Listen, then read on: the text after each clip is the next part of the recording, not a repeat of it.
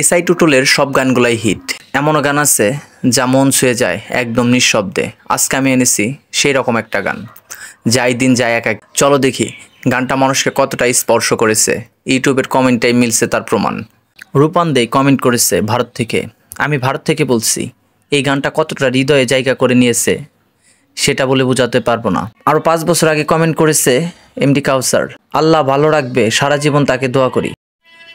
আরও 5 বছর আগে কমেন্ট করেছে সামি আক্তার, দোয়া করি যদি চিরজীবন আপনার সাথে থাকি। আমি ইন্ডিয়ান থেকে বলছি, বাংলাদেশ অনেক ভালো, বাসি সোনার বাংলা।